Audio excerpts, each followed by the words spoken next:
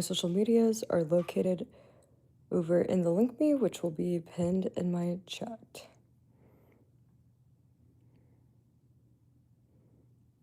Okay, hold on, let me do this real quick. Oh, I actually got a tripod. Yeah, one of my tripods came in. But also, I don't know why my daughter's like acting so weird.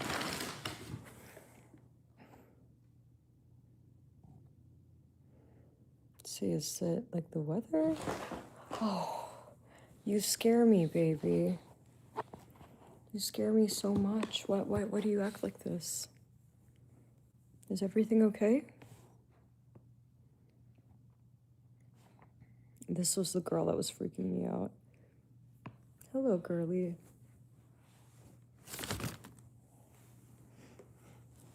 Hi. Oh.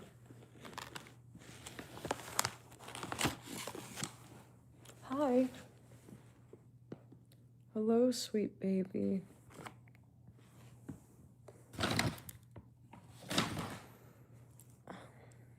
She's her name is Molly. She's so sweet. Oh my god. Dude, I have been getting like super bad headaches like on this side of my head for the past like hi baby, you could come back. For just like the past few days, honestly. And it's always during this time of day. Like later at night. Not really so much. I don't think as much in the morning, which is so weird. But no, she's the best. She's like the cutest baby in the world. Molly, come back.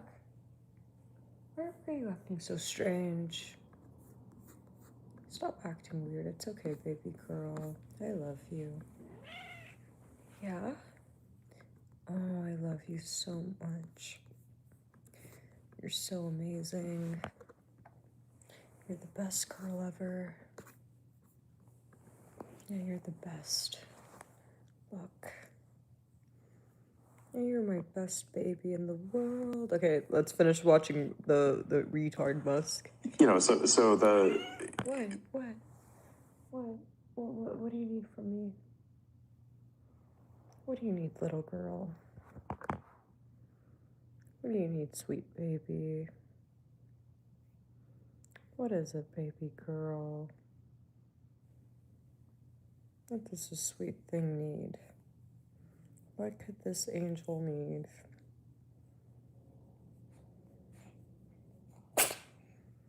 Are you sick?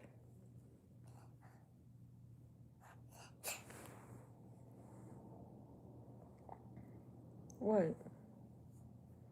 Dude, she's freaking me out. Is everything okay? Anyways, you guys, all my social medias, including the spicy content sites, located over the link me, which is put in my chat. She's so soft.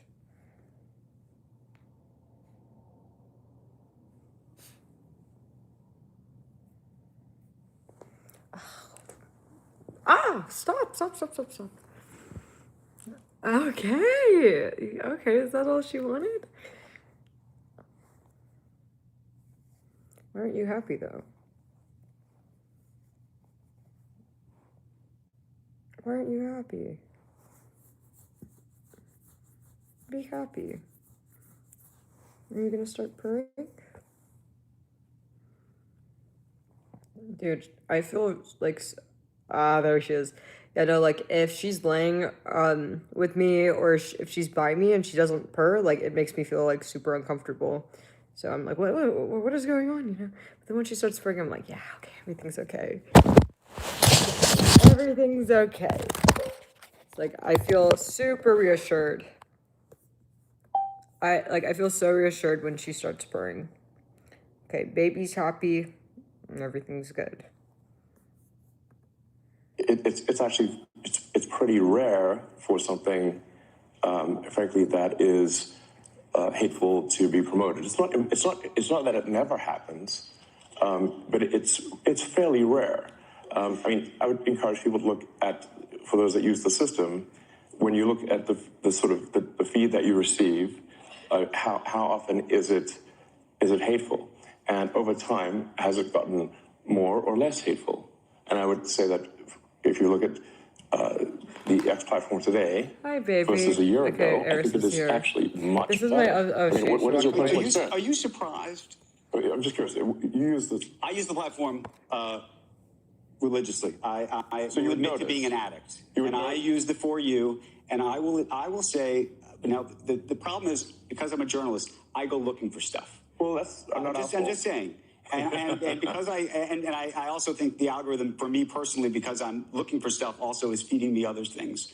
This is actually a challenge in that, like sometimes people will say, like, why is it showing me, posts from this person that I hate? And then we were like, well, did you interact a lot with this person that you hate? Well, yes.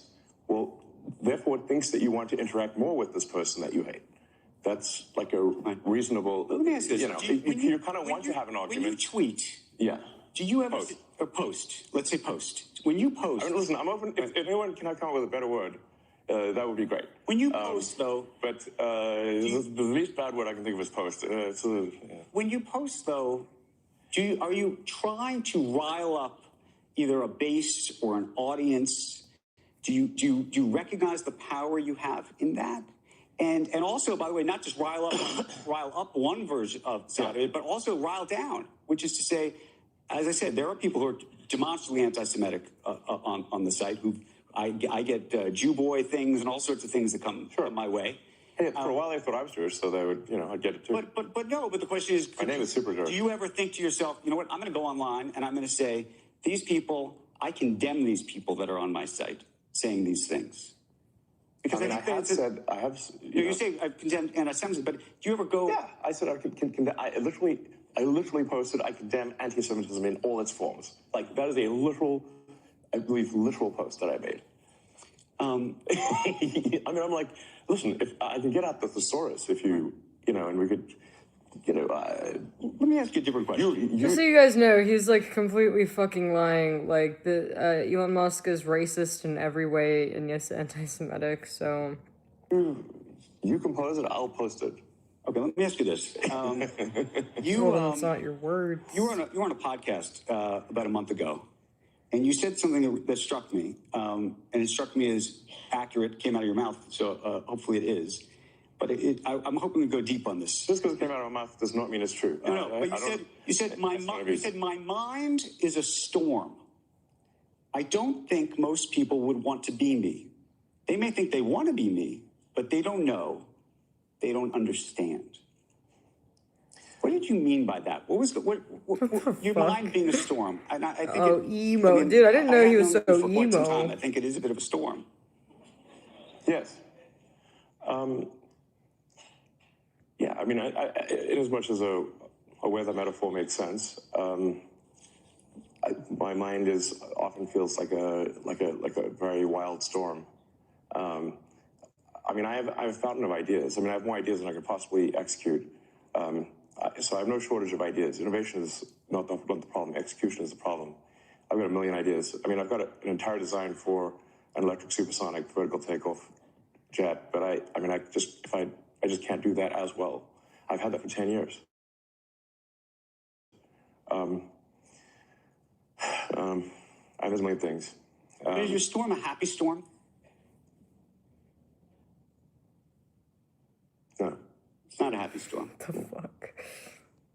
Tell us about that, because I think that actually... Dude, like, my mind is a storm. You may think you want to know me, or you may think you want to be me, but being you almost is really hard.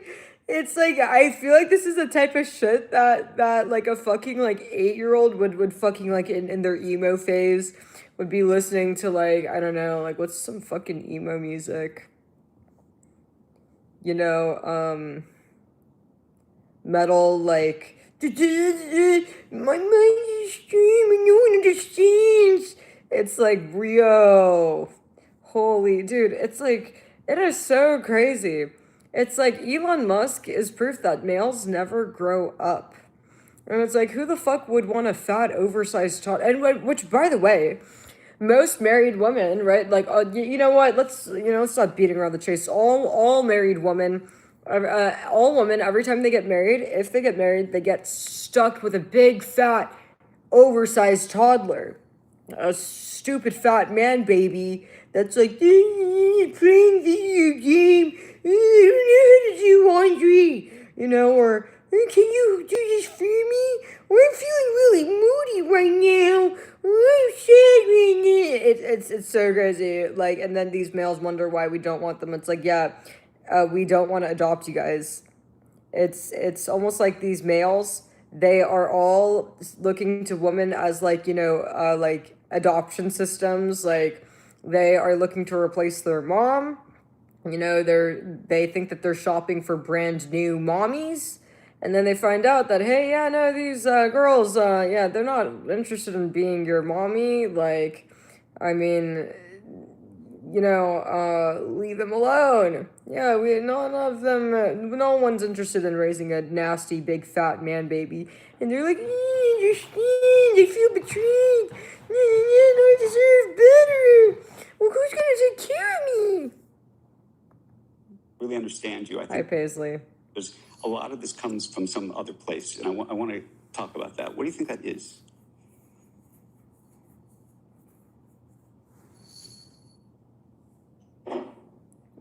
Cricket, wire, static. Yeah, his retard brain is circuiting. Or should we do like a psychiatrist couch here or something? Yes, we are still listening to Elon. Dude, Elon's pretty fucking entertaining when you're not a retard. Yeah, no, when, if you're actually smart, if you're a high IQ individual, like, this is like, kind of like South Park. It's pretty funny.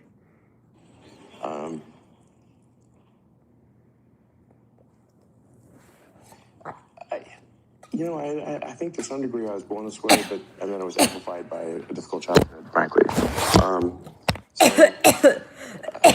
remember even in happy moments when I was a kid. Thank you, dude! It just feels like... I know, I wonder if Musk has ever done that, because he just said he had a difficult childhood. Like, I'm sure he's, yeah, fuck you, Dad! You didn't believe in me, Dad, and you told me that all of my rocket ideas were stupid! Fuck you, Dad! Look at where I'm at now! Dude, I'm sure his father, like, I don't know much about his dad, but I'm sure his dad was like, yo, shut the fuck up! Enough about the fucking stupid rocket shit! Get a real job, bitch! Or enough! Shut the fuck up about Mars! Man, you're fucking, you're almost 18, bitch! It was fine when you were 4, but grow the fuck up, Or, man, I can't believe you're still playing with toy cars! You're fucking almost 20!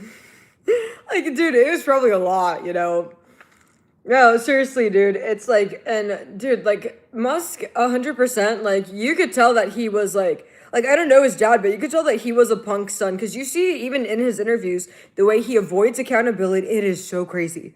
Blames everything on everyone else. Like, he is a really, really difficult child. Like, very, very, very, very, very difficult. Like a hell. A child, demon child. I could tell. So, like, has he done that? Like, fuck you, dead father. Yeah, you don't have shit, fucking you old loser. Yeah, and I have more money than you. Just a rage of forces in my mind constantly. But now this, productively manifests itself in technology and building things for the most part. So, I know that it leaked and I dropped it. So where did it go? The output has been very productive. I think the results, as we discussed earlier with SpaceX, Tesla, PayPal, which is still going today. Which no one uses, by the way. Company that I started. In fact, the first internet company I started, Zip2, was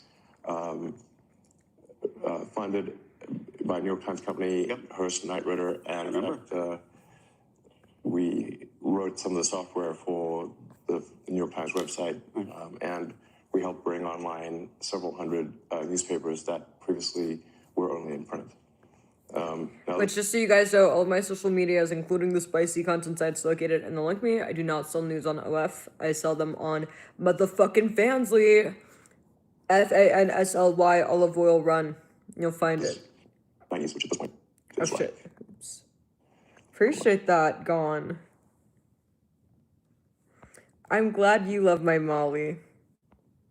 Yeah, no, I love her so much. She is like the best, and she is so special to me because I had her since she was like a brand new baby. She was just born. She was very, very small. Like she was like literally like a tiny, tiny kitten.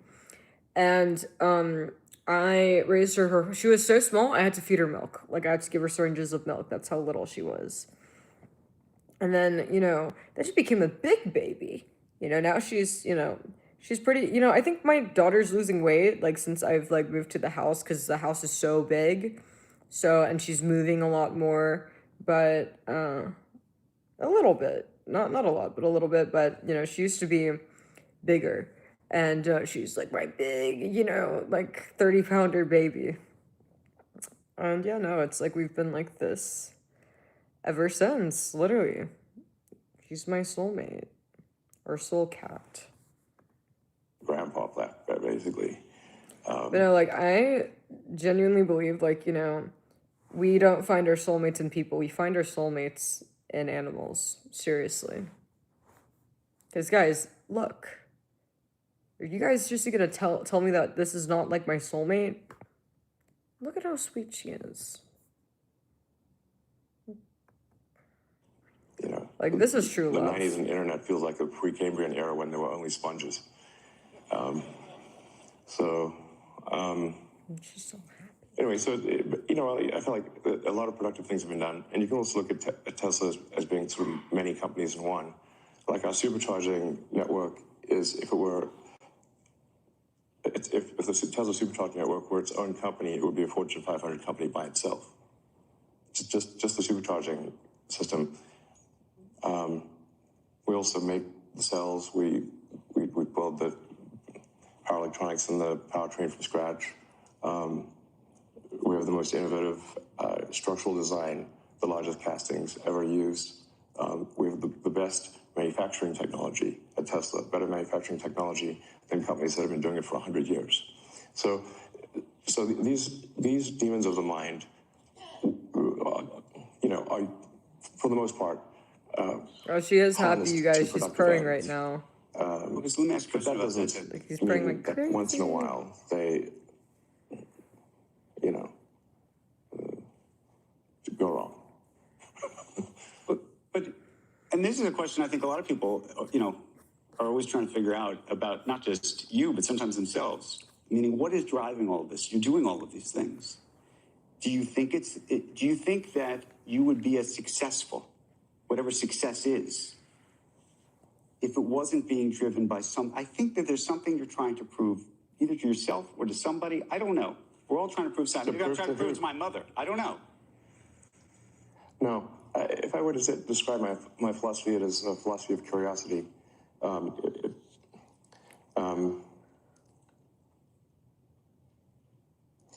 did have this existential crisis when I was around 12 about what's the meaning of life. Isn't it all pointless? Why not just commit suicide? Why exist? I read religious texts. I read the philosophy books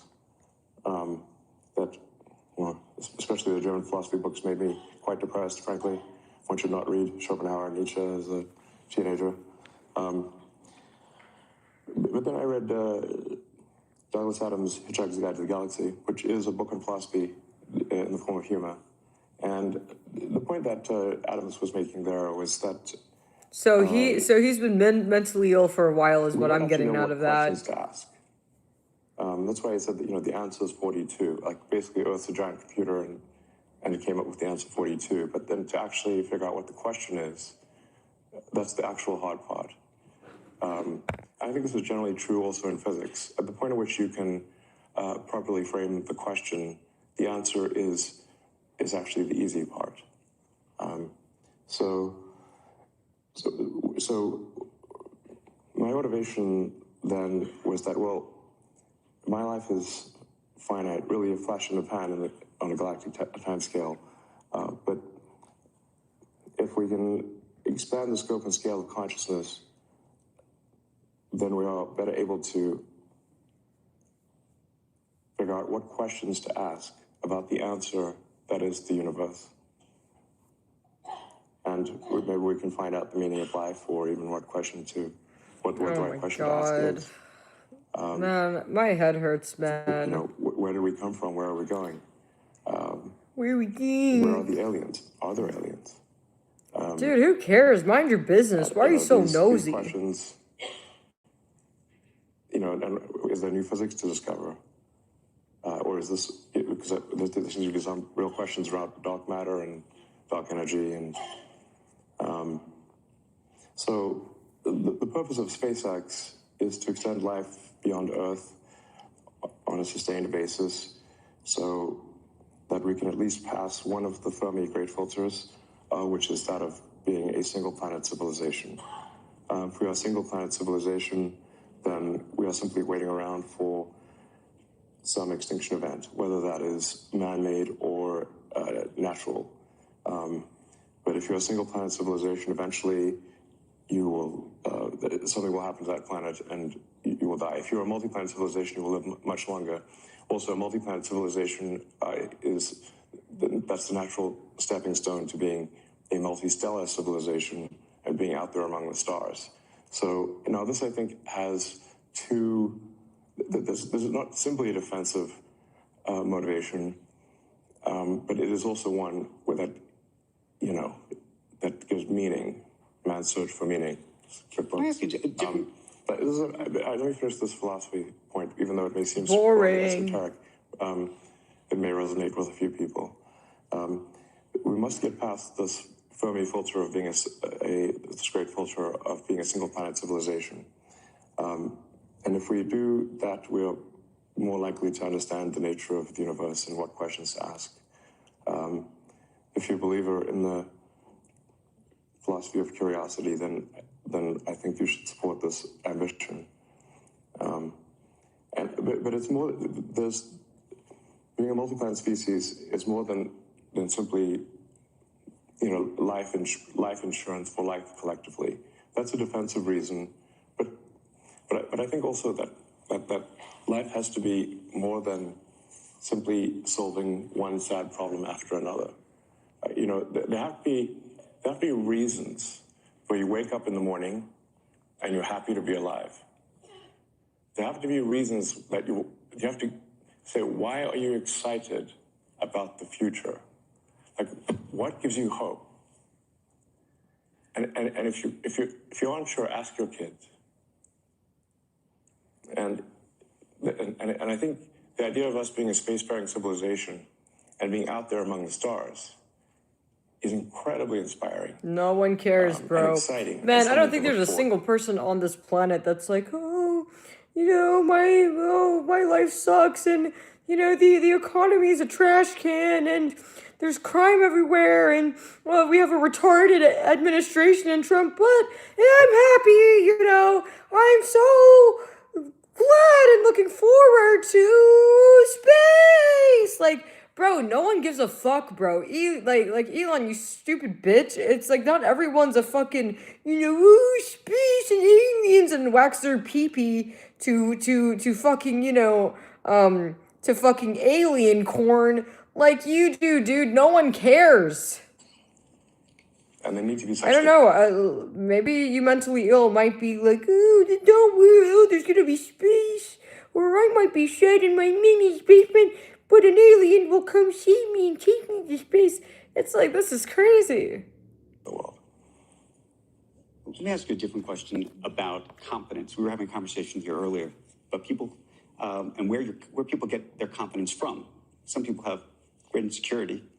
Other people have great confidence. Escapist fan. I don't know, it's so thinking weird. about you because you have a very interesting history where people have told you over and over again that you're wrong.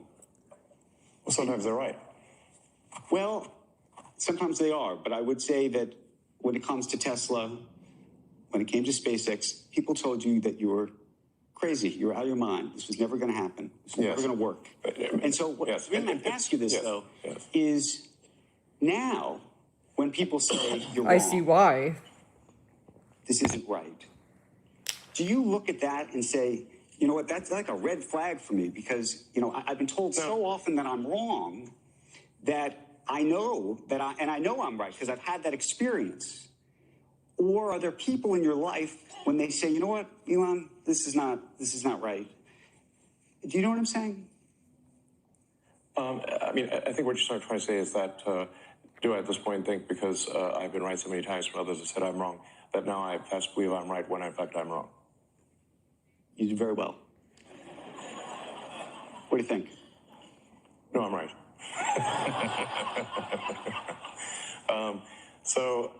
Yeah, no, look, here's the thing. Physics is unforgiving. Physics is unforgiving. So, I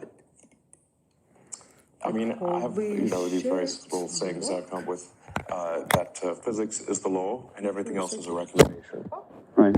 In the sense that Oops. you can break any law made by humans, but try breaking a law made by physics. That's much more difficult. So if you are wrong, Yeah, this is a bunch of the system being crackhead babble, wrong, dude. the rockets will blow up. It's like everything he's saying. These are things like a fucking like a fucking ex addict or like a fucking meth head on the street would say. Like, And the cars will dude, fail. what? So It's like just a bunch of nothing. this is we're not trying to just figure out what flavor of ice cream is the best flavor. Oh, of now ice ice cream. Okay, now it's ice cream. Went from spaceships, there's aliens, and 1,000 stars things to that ice can cream. happen on a rocket flight, and only one of them gets the rocket to orbit. And so being wrong results in failure when dealing with physical objects. But that's the interesting part. So now you've built these great companies that physically, the physics of them are enormously successful. So successful, arguably, that you have leverage over everybody else, right? Nobody else can do Starlink. Nobody else can get nobody else can get the rockets in space yet. Amazon and Jeff Bezos are trying, but they haven't yet. I hope he does. You hope he does? Yeah. I mean, I think, but I actually agree with a lot of Jeff's motivations. I mean, I think, he's, so let me put it this way. If there was a button I could press that would delete Blue Origin, I wouldn't press it. So I think it's good that he's spending money on making rockets too. It's just perhaps he spend more time on it, but it's up to him. I should make a point here. So nothing any of my companies have done has been to stifle competition. In fact, we've done the opposite. So at Tesla, we have open sourced our patents. Anyone can use our patents for free. How many companies do you know who've done that? Can you name one? I can't. At SpaceX, we don't use patents. So I said once in a while we'll file a patent just so some patent troll doesn't cause trouble. But we're not stopping any. We've done nothing anti-competitive. We've done nothing to stop our I'm not competitors. suggesting you at all. No, I just want to clarify for the audience because some companies have done anti-competitive things.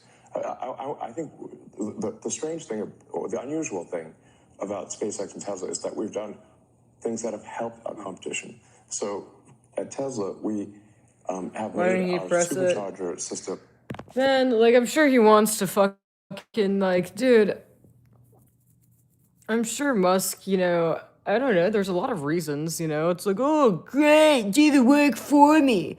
I'm not really getting very far in the search for Mars. And hopefully Bezos could get it done so I could rip off his work. Or perhaps, pay off one of the engineers and show me the data. Like, yeah, so just so you guys know, I mean, there's a multitude of reasons why, do you guys get what I'm saying? It's not like it's a crusty crap secret formula. But yeah, no, Elon Musk is a crackhead. Open access. That's my Elon Musk impression, just so you guys know. We made our charger technology Look at available this little girl. to the other manufacturers. The reason no walled garden, we could have put a wall up. Yeah, because you profit. The reason I mention this, though, is because you've had this success in the physical physics world, you now have these very difficult decisions that have huge impacts on the world that are not physical decisions at all. They're decisions of the mind. They're decisions that Look at this little and girl. others have to make. And there's a question whether you should be making these decisions at all. And I think about it in the context of Starlink. Obviously, there was the report about how it's being Dude, used like, to I sound create- exactly like Elon Musk. Rockets on rockets and rockets, mad pointy rockets. Dude, like, honestly, like, I really hope one day Elon Musk gets a reality TV show. It would be better than South Park, that's for sure. Yeah, he reminds me of Cartman and, like, Snooki from Jersey Shore. You know, Eric Cartman. Or there's questions about Taiwan, whether Taiwan should use it or will use it. I believe they're not right now because they're worried that at some point maybe the Chinese will tell you that you have to, they have leverage over you and you're going to have to turn that off, right? I mean, these are very difficult decisions, and I'm so curious how you think about that. And not just the decisions, the fact that you have that power. I think it's important for the audience to understand that the reason I have these powers is not because of some anti-competitive actions. It's simply because we've executed very well. Oh, I'm not dismissing that. I think there's so many people, by the way, who are huge supporters of what you've There are other created. satellites out there, you know.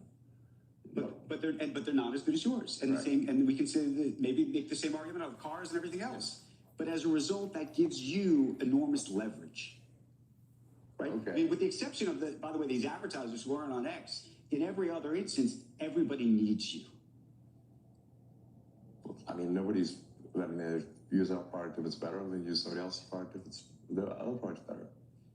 And I accept that. And maybe one day somebody like, else will create a better product. Is it like, you know, how is it a bad thing to make better products than other companies? Well, and I want to go back to the Starlink piece of it, though, because that has sort of a geopolitical ramification in terms of your power and how you think about that specific power, and then the power that the U.S. government might have either over you or not over you, the power the Chinese government might have over you or not over you, and how those things get used.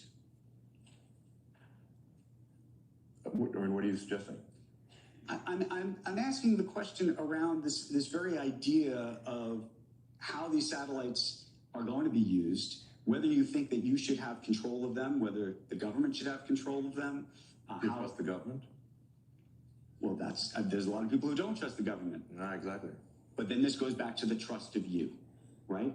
I mean, like I said, we're not the only company who has communication satellites. Our satellites are just much better than theirs. So it's not like we have a monopoly. Right. Do you feel like anybody the best has product? It's not like. Do you feel anybody has leverage over you? I mean, I think at the end of the day, if we make bad products that people don't want to use, then the users will vote with their resources and use something else.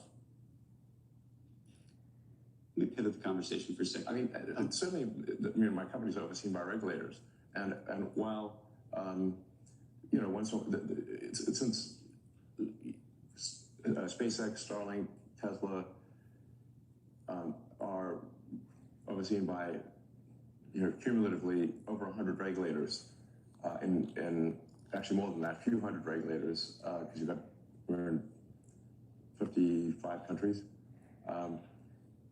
If you sum up all the times that I had an argument with regulators, of hundreds of regulators over decades, it can sound really terrible, except they forgot to mention that there were 10 million regulations we complied with and only 5 that I disagreed with.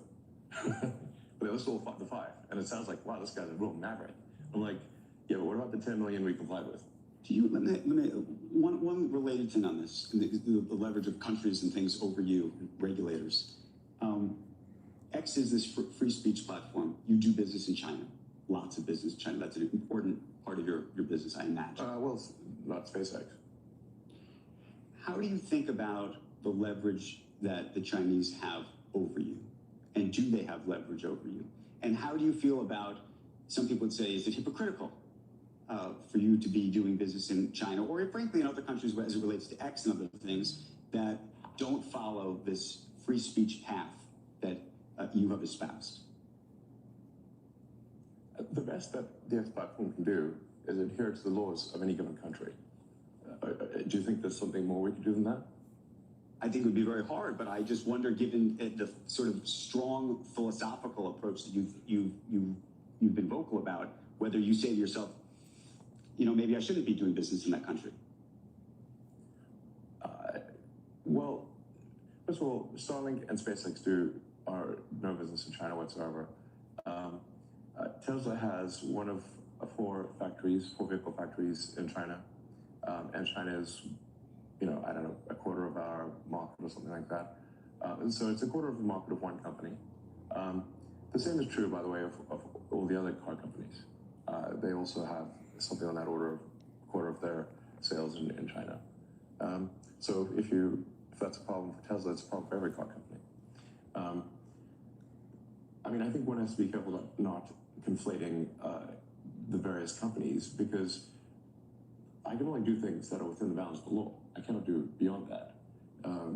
My aspiration is to do as much good as possible and to be as productive as possible within the bounds of what is legal.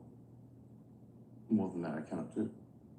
I want to pivot and talk about AI for a moment. We had Jensen Huang here, who's a big fan of yours, as you know. Yeah, Jensen's awesome. Talked about bringing you the first box, by the way, with Ilya, interestingly enough. Yes. Back in 2016, I think. There's a video of Jensen and me unpacking the first AI computer at OpenAI. So I'm so curious what you think of what's just happened. Hello. Over the past Oh my 2 god, my weeks. demon son's Well, you were here. dealing with this Guys, do you guys want to see my demonic son?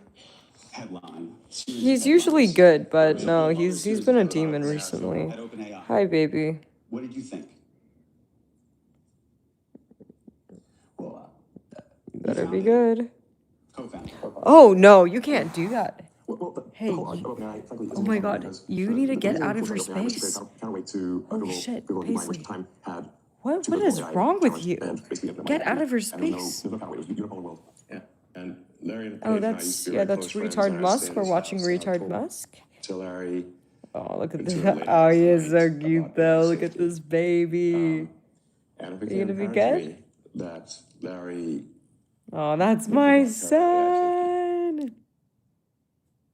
Hello, baby boy. Look at this sweet boy. Okay, Molly feels uncomfortable, baby. Like, you can't just get in her space like that. Good boy. Oh, he's a good boy. It's okay, Mama. I'm here. Yeah, fuck him, that fucking weirdo. I think perhaps the thing that gave it away was when he called me a speciesist for being pro-humanity. As in, you know, like a racist, but for species. So I'm like, wait a second, what side are you on, Larry? And then I'm like, okay, listen, this guy called me a speciesist. He doesn't care about AI safety. We've got to have some counterpoint here, because this seems like we could be, this is no good. So OpenAI was actually started, and it was meant to be open source. I named it OpenAI after open source. It is in fact closed source, super closed. It should be renamed super closed source for maximum profit AI. So, because this is what it actually is. I mean, Faye loves irony. I mean, in fact, a friend of mine has this, says like the way to predict outcomes is the most ironic outcome is the most, it's like this Occam's razor, like the simplest sort of explanation is most likely. And my friend Joe's view is that the most ironic outcome is the most likely. And that's what's happened with OpenAI. It's gone from an open source foundation, a 501(c)(3), to suddenly it's like a $90 billion for-profit corporation with open source. So I don't know how you go from here to there. That seems like a, I don't know. how you get. I don't know. Is this legal? I'm like, that's legal. So as you saw Sam Altman get ousted Yeah. by somebody you know, Ilya, and Ilya was a friend of yours. Yes. You brought him there. Your relationship with Larry Page effectively broke down over you recruiting him away, I think. That's correct. That was the fight. That was the. Larry refused to be friends with me after I recruited Ilya. And so here's Ilya apparently saying something is very wrong. I think we should be concerned about this because I think Ilya actually has a strong moral compass. He thinks about, he really sweats it over questions of what is right. And if Ilya is strongly enough to want to, fire Sam, Bold should know what was that reason. Have you talked to him? I've reached out, but he doesn't want to talk to anyone. Have you talked to other people behind the scenes as this is all happening? I've talked to a lot of people. Nobody, I've not found anyone who knows why. Have you? I think we are all still trying to find out. I mean, look, one of two things is either it was a serious thing and we should know what it is, or it was not a serious thing and then the board should resign. What do you think of Sam Altman? I have mixed feelings about Sam. I do, the ring of power, can corrupt. Okay, And this is the ring of power. So, where did it go? Hold on, you guys. I don't know. I think I want to know why Ilya felt so strongly as to fire Sam. This Let me sounds like a just serious put thing. these I don't think it was trivial. And I'm quite concerned that there's some It's okay, Mom. dangerous element of AI that they've created. Discovered. Yes, You think they've discovered something? that would be my guess. Where are you with your own AI efforts relative to where you think OpenAI is, where you think Google is, where the others are?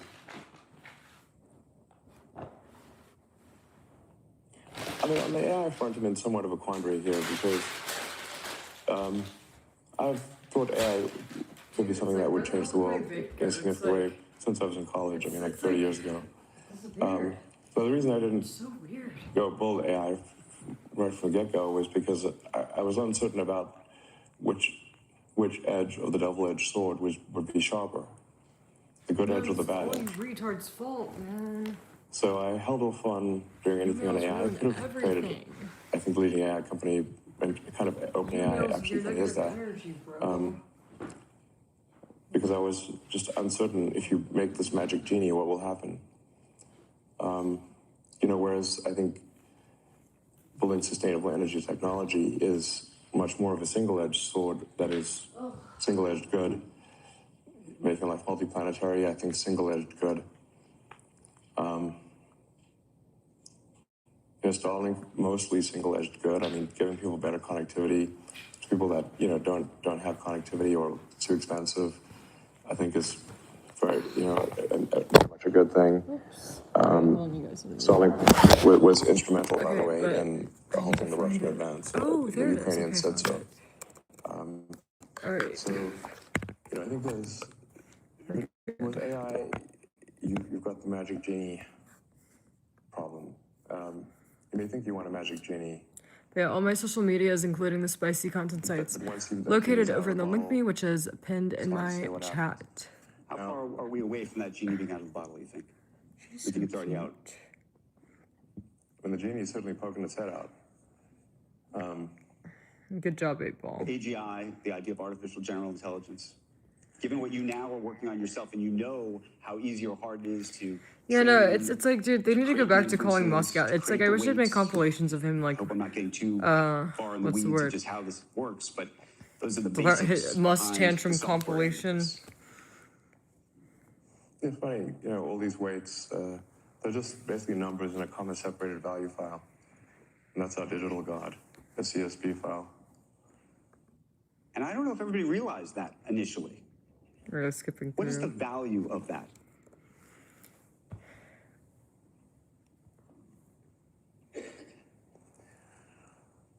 Yeah, I mean, data is very important. You could say data is probably more valuable than gold. But then maybe you have maybe you have the gold in X in a different way. In a way, again, that I don't know if the public appreciates what that means. Yes, X is might be the single best source of data. I mean, it is, there are more, links that people click on more links to X than anything else on Earth. Sometimes people think Facebook or Instagram is a bigger thing, but actually there are more Well, links that's to because X you than guys anything. have the fucking shocking, terrible content on your platform, which, by the way, you guys know how Meta's facing all these lawsuits for, kids using the platform, and, overall, Instagram does a really good job with moderating. X, there's a lot of very bad content, like, literally very bad stuff. Literally, it's almost like it's gore sometimes, right? And it's like, yeah, it is interesting how, like, Musk, it's like, why is Meta, dealing with all this? Oh, you don't moderate your platform enough, TikTok, but why is X so immune to everything? This is public information. You can Google it. Okay, let me ask you So it is where you would find what is happening right now on Earth at any given point in time. The whole OpenAI drama played out, in fact, on the X platform. So it is one of the. It's not there. Google certainly has a massive amount of data. So does Microsoft. So it's not like, but it is one of the best sources of data. Can I ask you an interesting IP issue, which I think is actually something I can say as somebody who's in the creator business and journalistic business and whatnot, or care about copyright. So one of the things about training on data has been this idea that you're not going to train, or that these things are not being trained on people's copyrighted information. Historically, that's been the concept. Yeah, that's a huge lie. Say that again? Yes, these AIs are all trained on copyrighted data, obviously. So you think it's a lie when OpenAI says that this is not, none of these guys say they're training on copyrighted data? That's a lie. It's a lie, Yeah, straight up. It's a straight up lie. Okay. 100%. So then, Obviously, it's been trained on copyrighted data. okay, so let me ask the second question, which is all of the people who have been uploading, I mean, it's like one every minute. Yeah. all of the people who've been uploading articles, the best quotes from different articles, videos to X, all of that can be trained on. And it's interesting because people put all of that there, and those quotes have historically been considered fair use, right? People are putting those quotes up there, and individually, on a fair use basis, you'd say, okay, that makes sense.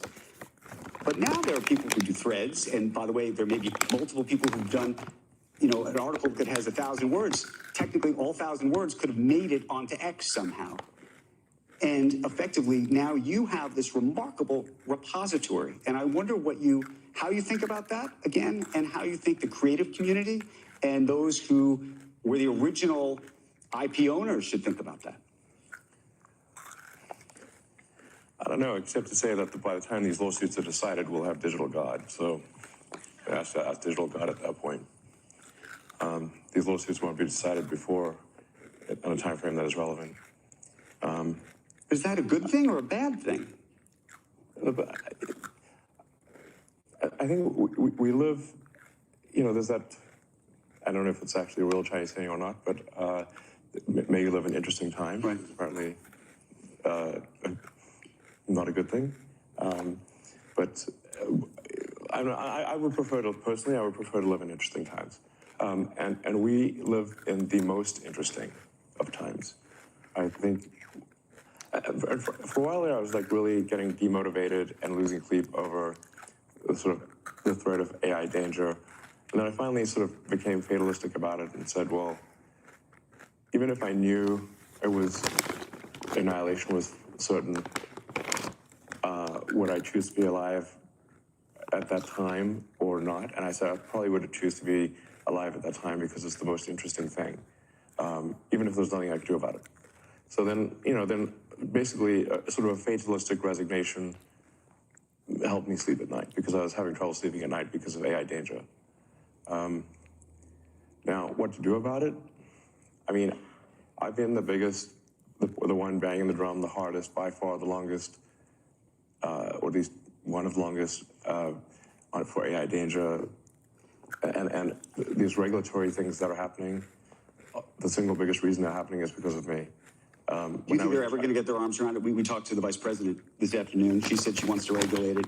People have been trying to regulate social media for years and have done nothing effectively. Well, there's regulation around anything which is a physical danger or a danger to the public. So, like, cars are heavily regulated. Mommy needs Communications you. I love are heavily you. regulated. Rockets and aircraft are heavily regulated. Don't leave me. The general philosophy Dude, about I hope she regulation comes is that when back. something Come is on. a danger to the public, that there needs to be some government oversight. So I think, in my view, AI is more dangerous than nuclear bombs. And we regulate nuclear bombs. You can't just go make a nuclear bomb in your backyard. I think we should have some kind of regulation with AI. Now, this tends to cause the AI accelerationists to get up in arms because they think AI is sort of heaven, basically. Oh, come here. But you typically don't like regulation. You've pushed back on regulators for the most part in the world of Tesla and so many instances where we read articles about you pushing back on the regulators. I'm so curious why, in this instance, now you own one of these businesses. As I said a moment ago, one should not take what is viewed in the media as being the whole picture. There are literally hundreds, this is not an exaggeration, so there are probably 100 million regulations that my companies comply with. And there are probably 5 that we don't. And if we disagree with some of those regulations, it's because we think the regulation that is meant to do good doesn't actually do good. But that's an interesting thing because defying regulations. But the question is, if there are laws and rules, Stop. whether the idea is that you're making the decision that the law and the rule shouldn't be the law and the rule, and then, right? No, I'm saying you're fundamentally mistaken, and it should be obvious that you're mistaken. Oh yeah, my now he's company's, throwing a tantrum. Yeah, now it's getting good. Automotive is heavily regulated. The guy's calling him out for We would being not be allowed to put a cars on the road hypocrite. if we did not comply with this vast body of regulation. Now you could fill Just up want this to stage boss with, people around. literally, 6 foot high, with the regulations that you have to comply with to make a car. You could have a room full of phone books. That's how big the regulations are. And if you don't comply with all of those, you can't sell the car. And if we don't comply with all the regulations for rockets or for Starlink, they shut us down. So in fact, I am incredibly compliant with regulations. Now, once in a while, there'll be something that I disagree with. The reason I would disagree with it is because I think the regulation in that particular case, in that rare case, does not serve the public good. And therefore, I think it is my obligation to object to a regulation that is meant to serve the public good but doesn't. That's the only time I object. Not because I seek to object. In fact, I'm incredibly rule-following. Let me ask you a separate question, social media related question. Yeah, I don't know about that one. Ahead of the It's election. like all he does is fucking make racist posts. You know, I didn't like you having to follow the guidelines on Twitter, so I'm gonna buy it so I can be as racist as I want and break all the TOS. It's like, yeah, no, dude, you are not a rule follower. He's the opposite of that. Oh my god, look at how amazing. What do you think of TikTok? Do you think it's a national security threat?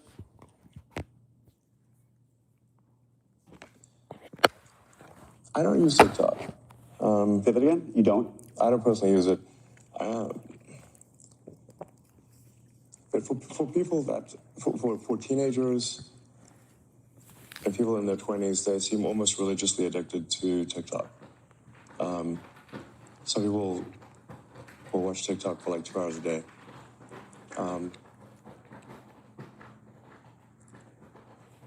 I stopped using TikTok when I felt the AI probing my mind, and it made me uncomfortable.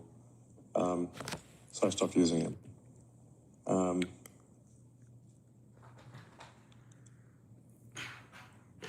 And in terms of anti-Semitic content, I mean, TikTok is rife with that.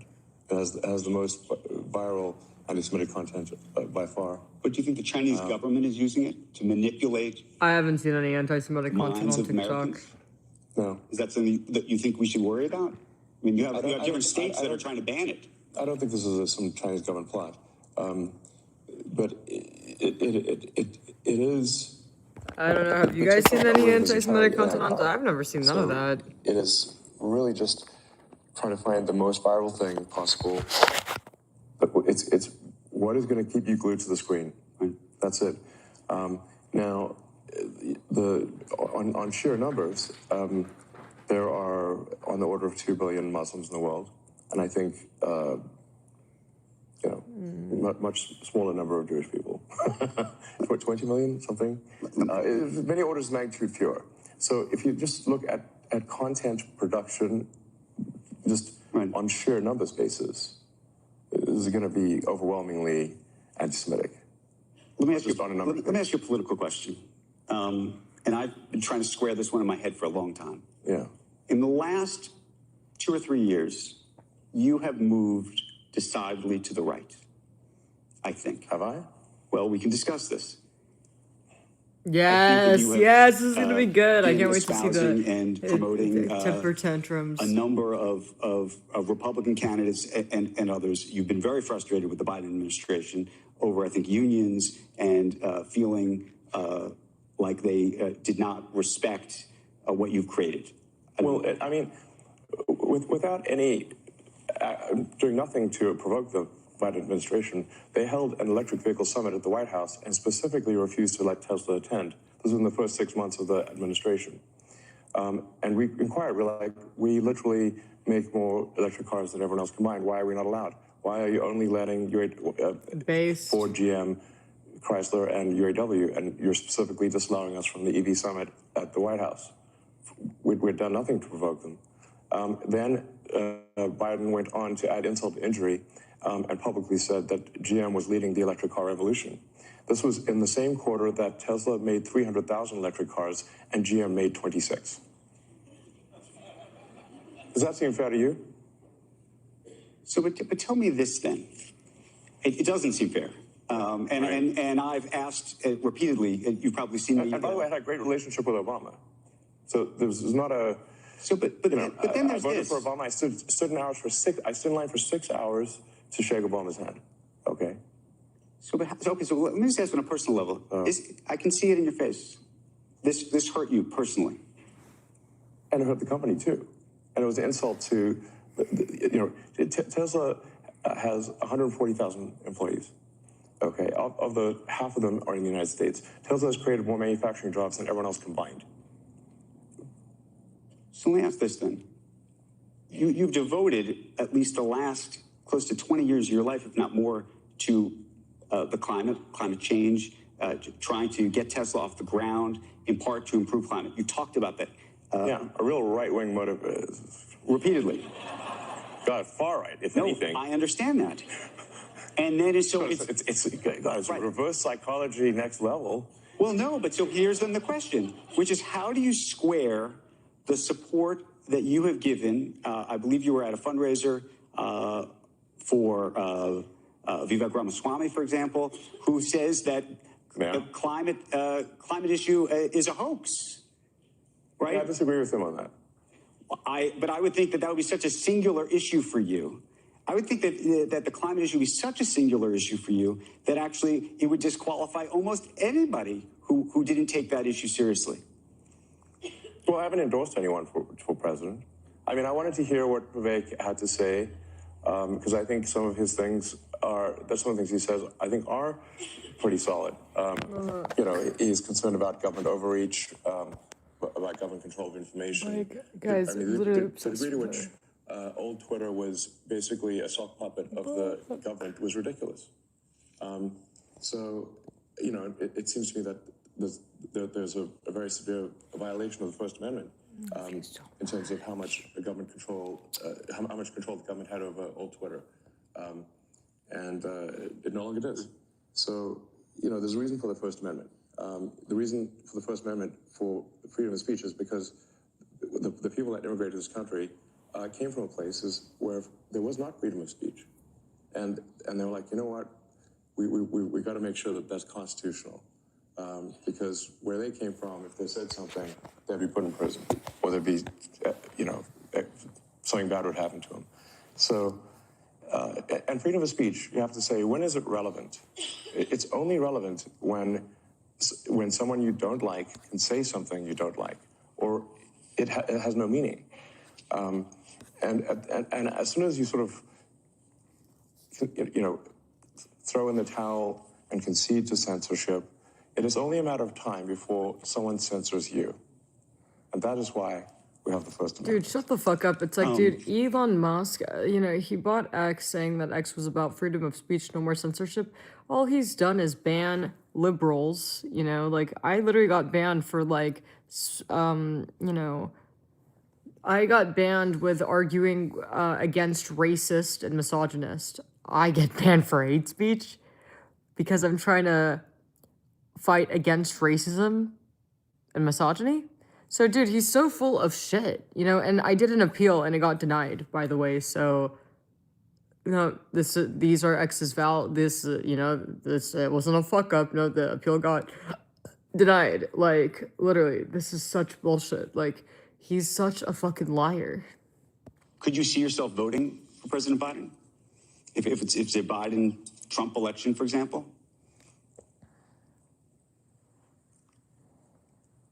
I think I would not vote for Biden. You'd vote for Trump? I'm not saying I'd vote for Trump, but I mean, this is definitely a difficult choice here. Would you vote for Nikki Haley? Nikki Haley, by the way, wants all social media names to be exposed, as you know. No, I think that's outrageous. Why is that outrageous? I'm not going to vote for some pro-censorship candidate. Like I said, okay, who's Nikki Haley? I like her. Let's vote for her. Yeah, you have to, consider she's wanting that there's a lot of accountability wisdom, in these amendments, the Constitution. And nothing under 10, or I'm not reading it. 8 Ball, make sure you're deleting these fucking under 10s. A lot of things that we take for granted here is 8 Ball working? in the United States that don't even exist in Canada. 8 Ball, make sure you're deleting these. Constitutional right to freedom of speech in Canada. So, it's not, and there's no Miranda rights in Canada. People oh my God, you have the right to remain silent. 8 Ball, you need to make sure that when somebody super chats under 10, you delete it immediately. I'm half Canadian. I can say these things, I suppose. But so like you just got the freedom of speech is incredibly important. Even when people and like I said, it's actually especially important. In fact, it is only relevant when fuck you, Jordan. You are what you say I am, bitch. Is exactly what your fucking mom thought when she saw you. What is this ugly ass fucking trash can, baby?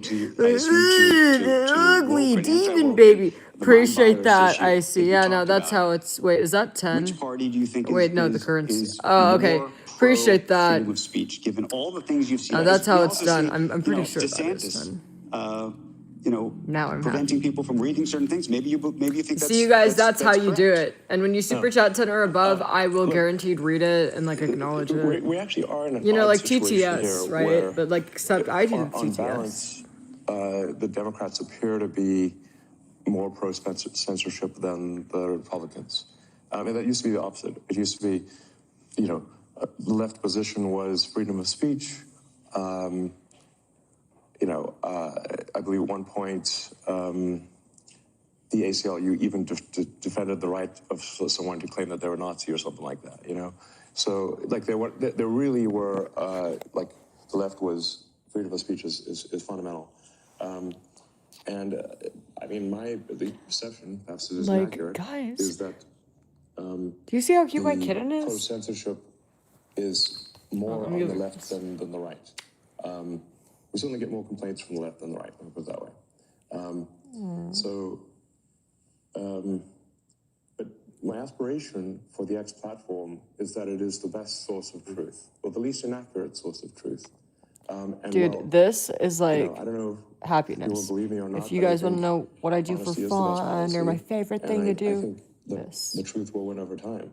And plus taking a nap. This great system, and it's getting better, called Community Notes, which is fantastic, I think, at correcting falsehoods or adding context. In fact, we make a point of not removing anything, but only adding context. Now, that context could include. No, this I'm is not going to fall asleep false, where we're and still here's watching why. this, but I just like. And no one is she's immune just so to this. cute. I'm not immune to it.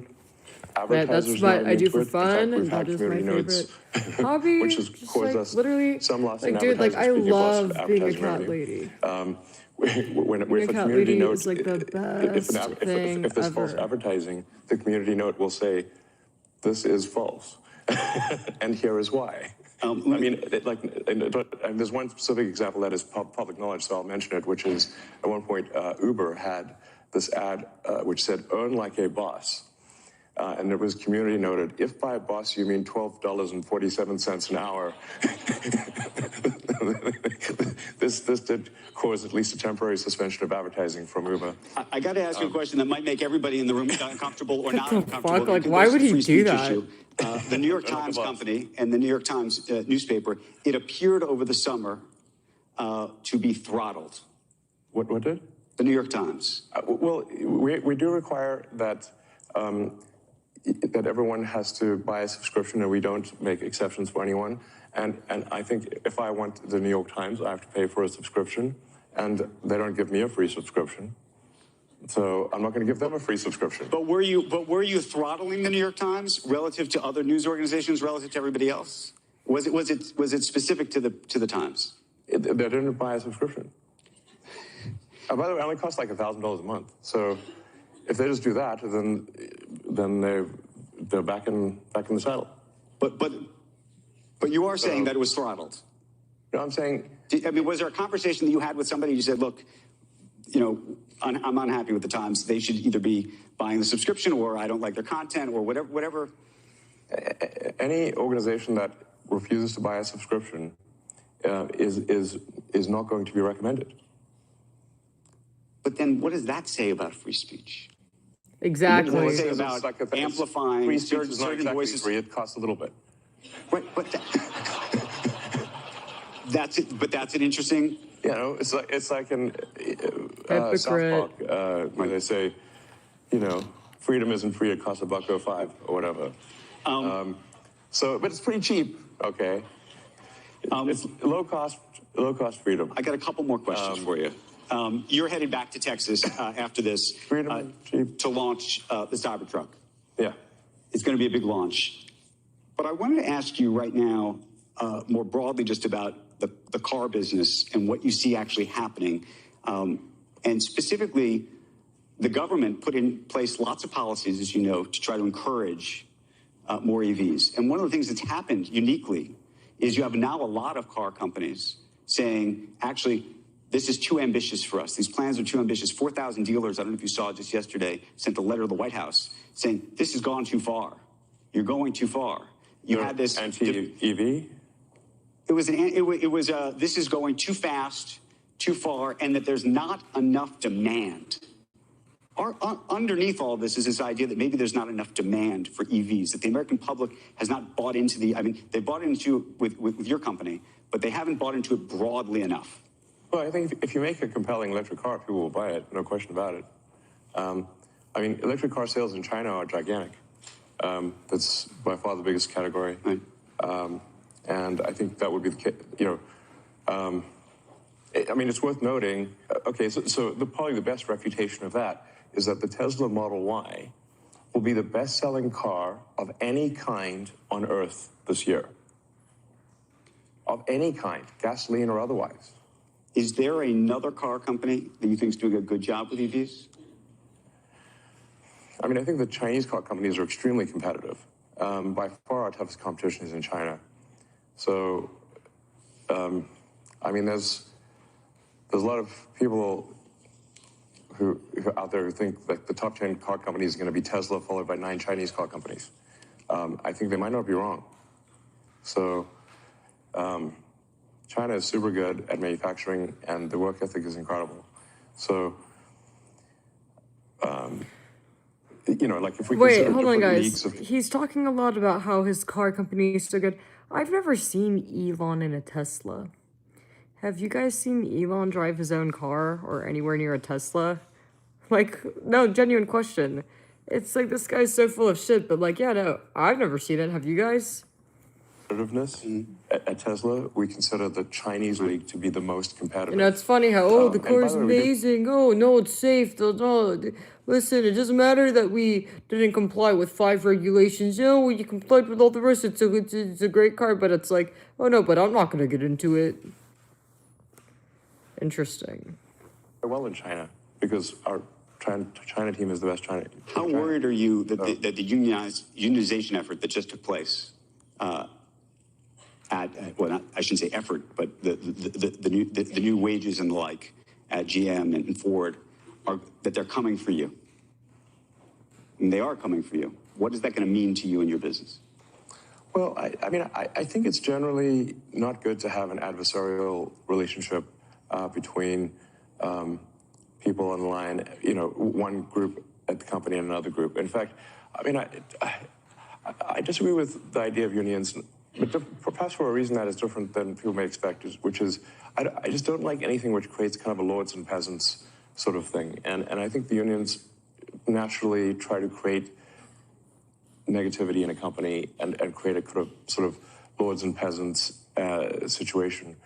There are many people at Tesla who have gone from working on the line to being in senior management. There is no lords and peasants. Everyone Wait, he's against unions? Like, what the fuck? eats at the same table. Everyone parks in the same parking lot. At GM, there's a special elevator only for senior executives. We have no such thing at Tesla.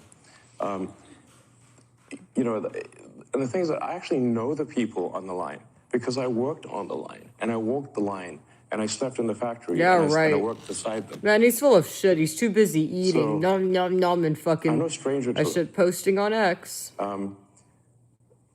And there are actually many times where I've said, well, can't we just hold a union vote? But apparently a company is not allowed to hold a union vote. So it has to be somehow cultural, but the unions can't do it. So I said, well, let's just hold a vote and see what happens. The actual problem is the opposite. It's not that people are trapped at Tesla building cars. The challenge is how do we retain great people to do the hard work of building cars when they have like 6 other opportunities that they can do that are easier. That's the actual difficulty, is that building cars is hard work and there are much easier jobs. And I just want to say that I'm incredibly appreciative of those who build cars and they know it. So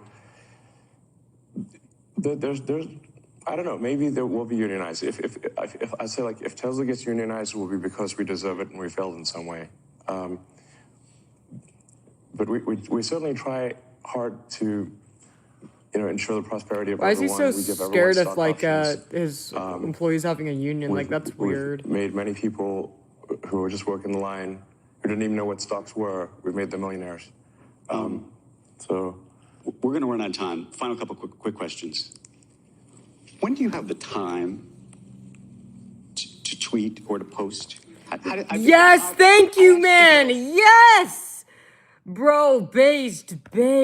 Finally, somebody that asked the question we've all been fucking wanting to know. Yes. As I said, I use the it. bathroom sometimes. I use it all the time. Meaning, if we were to open up our phones and look at the screen. Well, about every 3 hours, I make a trip to the lavatory. And that's the only time you do this? Seems like you're on there a lot. All day. Don't lie, bitch. No, there'll be like brief moments between meetings. Oh, shut the fuck up. It's not, obviously I have like 17 jobs, so, That you don't do shit in. No, I guess technically it's work at this point. It is, but I'm thinking just in terms of your mind share. By the way, there's a lot of people who should be working who are on this. Technically posting on Twitter or X is work. It does count as work. So that's, there's that. But no, I think I'm on, well, I guess usually probably I'm on for longer than I think I am. But I know, but do you think that's 5 hours a day, 4 hours? The screen time of like number of hours per week, He's So on there that's a all scary day. number. It's probably, I don't know, it's a little over an hour a day or something like that. Just an hour a day. If we really looked at this together, do you have your phone with you? Yeah? You want to look? Okay. Okay, here we go. You ready? Screen time in Yeah, general. screen time. Sometimes this is a scary number, but I know. That's why I thought. Oh, he's deleting it. Oh, I don't know how to do it. I just got a new phone, so I think this is not accurate because it says it's 1 minute.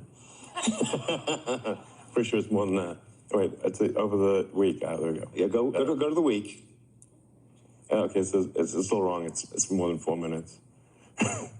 I just got a new phone, so this is not accurate. It literally says 4 minutes. New phone. Tim Cook sent you that phone? New phone, who does? Yeah. I should ask, by the way, because I just mentioned Tim Cook. Do you feel like you're going to have a battle with him eventually? Is that the next fight? I mean, over the App Store. The idea of making a phone. Oh, phone. What do you mean, like? No. App Store? Over the App Store. Would you ever make a phone? Sam Altman's apparently thinking about making a phone with Johnny Ive. And you shut the fuck up, Darth, you think there's a fucking real need to gay make a Musk glazer. I mean, if there's He's a not gonna fuck you, essential bro. need to make a phone, I'll make a phone. And but I do want to take a I don't moment know to how say that to all of push you back. Elon Musk glazing retards, you guys are losers. I You mean, guys I are think there's genuinely the most a pathetic and fundamental embarrassing challenge that retards filmmakers on the have at this point planet. because you've got, Like, you guys are so desperate. You guys are basically so black rectangle. pathetic. You know, fucking sack the fuck up and fucking You know, get how a do you make clue, that retards. better? You know, Musk isn't you gonna, wanna do you know, that? come Was that down your and thought pick in- you up in out of your Elon's head? mommy's basement and So rescue that's literally, you. yeah, good phrase. And in you that- and Musk, you're not gonna ride know. off into the Well, sunset in a Cybertruck. exactly. It's like these Musk lasers are the so best annoying, interface would be a bro. neural interface directly to your brain. So that would be a neural How link. far are we? Not do you gonna think, from fuck that? you, How- man. How excited or scary Nuh-uh. does that seem to be? We read these headlines, obviously, about monkeys who died, as you know. What should we think about that? Actually, this is the USDA inspector who came by the Neuralink facilities literally said in her entire career she has never seen a better animal care facility. We are the nicest to animals that you could possibly be, even to the rats and mice, even though they did the plague and everything. It is like monkey paradise. Sure, buddy. The thing that gets conflated is that there were some terminal monkeys where, this is actually several years ago, where the monkeys were about to die. And we're like, okay, we've got an experimental device. It's the kind of thing we should only put in a monkey that's about to die. And then, now the monkey died, but it didn't die because of the neural link. It died because it was, had a terminal case of cancer or something like that. So, Neuralink has never caused the death of a monkey. Unless they're hiding something from me, it has never caused the death of a monkey. And in fact, we've now had monkeys with Neuralink implants for like 2-3 years, and they're doing great. So, and we've even replaced the Neuralink twice, and we're getting ready to do the first implants hopefully in a few months. The early implementations of Neuralink, I think, are unequivocally good. Speaking of the double-edged sword, I think these early implementations are single-edged sword, because the first implementations will be to enable people who have lost the brain-body connection to be able to operate a computer or a phone faster than someone who has hands that work. So you can imagine if Stephen Hawking could communicate faster than someone who had full body functionality, how incredible that would be. Well, that's what this device will do. And we should have proof of that in a human, hopefully in a few months. It already works in monkeys. It works quite well with monkeys that can play video games just by thinking. So then the next application after the sort of those, dealing with tetraplegics and How much is left of this, man? quadriplegics is going to be vision. Vision is the next Alright, like thing. 10 So more it's like if minutes. somebody has Yeah, all my social lost both medias, eyes including or the spicy the optic nerve has failed. basically content when there's- sites located over in the link tree, which is pinned in my chat. I do not do OF, I do Fansly, FANSLY, olive oil, run. Hold on. Man.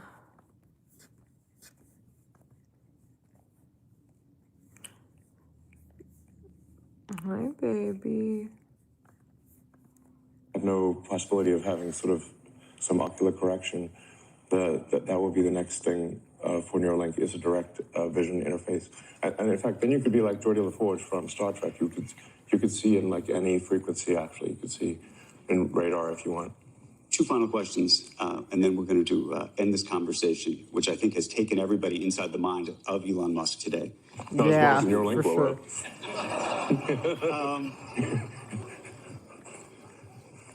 It actually goes to self-driving cars and vision and everything else. And I asked this question of Pete Buttigieg, Transportation Secretary. It's actually something you retweeted, so I wanted to ask you the same question. There's a big question about autonomous vehicles and the safety of them, but there's also a question about when it will be politically palatable in this country for people to die in cars that are controlled by computers, which is, say, we have 35, 40,000 deaths every year in this country. Yeah. If you could bring that number down to 10,000, 5,000, that might be a great thing. But do we think that the country will accept the idea that 5,000 people, that your family might have perished in a vehicle as a result not of a human making a mistake, but of a computer? Yes. Well, first of all, humans are terrible drivers. So people text and drive, they drink and drive, they get into arguments, they do all sorts of things in cars that they should not do. So it's actually remarkable that there are not more deaths than there are. What we'll find with computer driving is, I think, probably an order of magnitude reduction in deaths.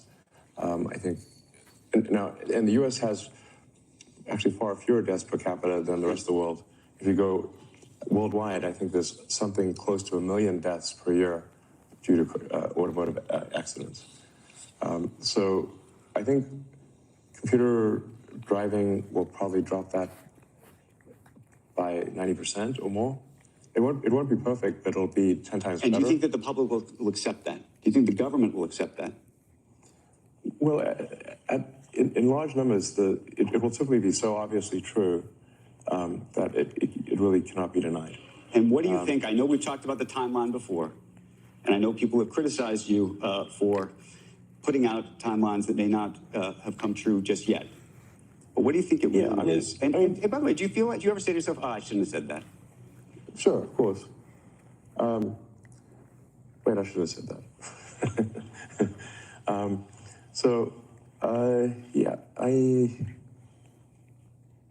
I'm optimistic about. I think I'm like naturally optimistic about timescales. And if I was not naturally optimistic, I wouldn't be doing the things that I'm doing. I certainly wouldn't have started a rocket company or a car company if I didn't have some sort of pathological optimism, frankly. As you pointed out, many people said they would fail, and in fact, I agreed with them. I said, yes, it probably will fail. And they're like, okay. But I thought SpaceX and Tesla had less than a 10% chance of success when we started them. Anyway, but the self-driving... Man, you fat fall. Don't fall. I've been optimistic about it. We've certainly made a lot of progress. If anybody has tried, has been using the sort of full self-driving data, I want you guys to see progress how amazing and cute she has is. been substantial. It's really now at the point where, in most places, it'll take you from one place to another with no interventions. And the data is unequivocal that supervised full self-driving is somewhere around 4 times safer, maybe more, than just human driving by themselves. I can certainly see it coming. Actually, But do you think it's another 5 or 10 years? I mean, people say... No, definitely not. Definitely not. And do you feel like investors have invested in something that hasn't happened yet? Is that fair to them? And that's the other question that people have about that. Well, I mean, I think. Oh yeah, dude, we were like they've this. all. I literally all with raised her rare since she was a exception, little tiny thought newborn. it wasn't happening. So they were no, investing she thinks that I'm her real despite mom. thinking- I am they're her very real clear mom. that they don't think it's real. I am your real So mom. they're not saying, oh, we just believe everything Elon says, hook, line, and sinker. My baby girl. And the thing is that, I mean, I would be a fair criticism of me to say that I'm late, but it isn't, but I always deliver in the end. Let me ask you the final question. I took note of this. It was November 11th, and you took to Twitter and you wrote only 2 words. You said, amplify empathy. Right. I was taken back by that, given all the things that have been going on in the world. Do you remember what you were thinking? Well, I think it's quite literally. I understand it, but what was going on? Why did you write that? Well, I was encouraging people to amplify empathy. Literally. I tend to be quite literal. But was there something that had happened I mean, that you had seen that you said to yourself, I want to say that? I think I was talking to some friends, and we all agreed that we should try to amplify empathy, and so I wrote amplify empathy. If you wanted an unvarnished look inside the mind of Elon Musk, I think you just saw it. Look, sometimes it's pretty simple, you know. Yeah, he's calling the guy a retard. Elon Musk, thank you very, very much for the conversation. Thank you. Appreciate it very, very much. Thank you. Thank you so much. There's a documentary about Yeah. how he acts. Wait, is retard Musk gonna be in this? Elon Musk is in control. Somebody need to be murdered. Musk snapped back.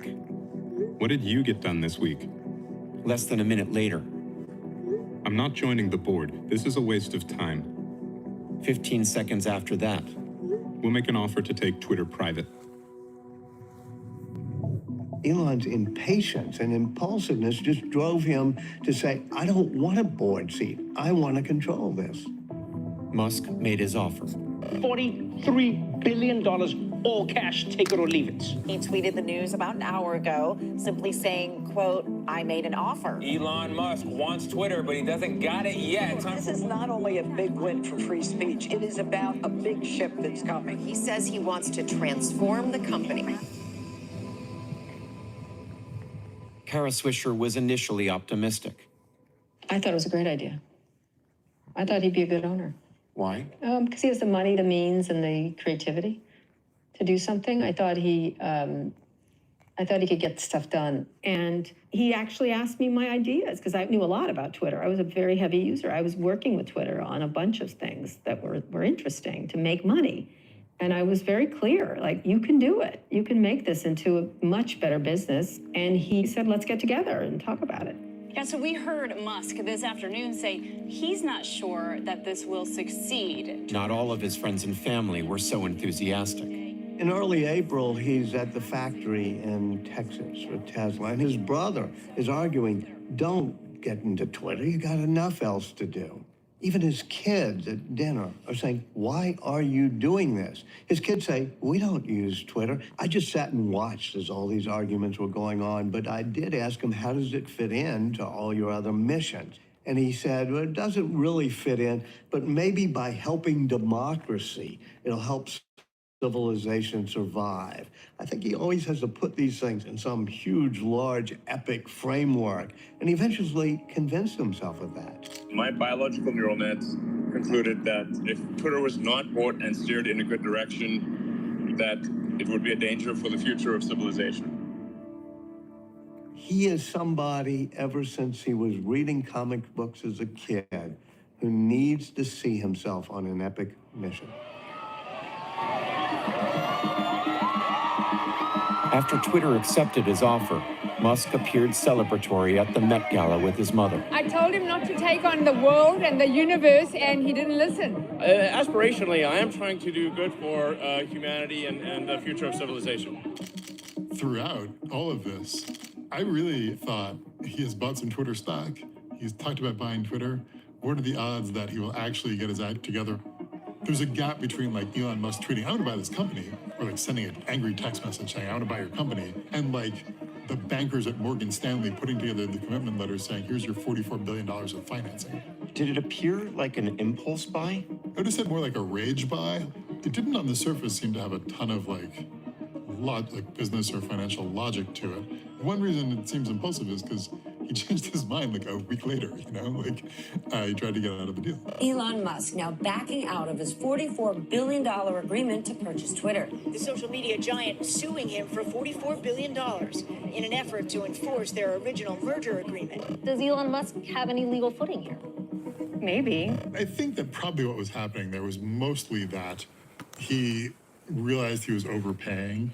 No one really knows, but I think that probably what he was looking to do was recut the deal at a lower price.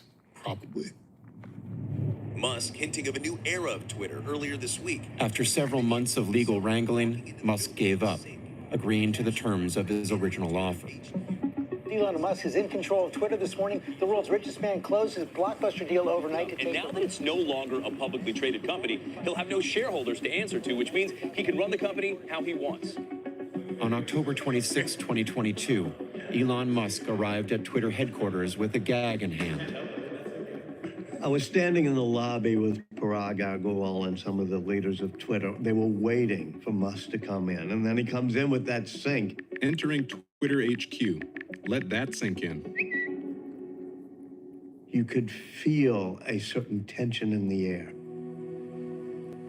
Because Twitter is this caring, comforting environment with all sorts of quiet rooms and yoga studios and mental health days, and they believe in psychological safety.